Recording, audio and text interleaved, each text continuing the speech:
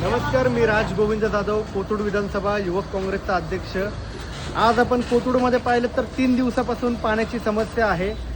अनेक नागरिक हे स्वतःच्या पैशातून किंवा सगळ्यांना फोन करून हे टँकर मागवत आहेत। आज कोथरूड हे पुणे शहरामध्ये आहे की नाही हाच प्रश्न पडायला लागलेला आहे। कोथरूडमध्ये लाईट जाते, पाणी जाते, ते पण 3-3 दिवसासाठी। प्रशासनाचं बिलकुल लक्ष नाही आहे, नियोजन यांचं ढिसाळ आहे।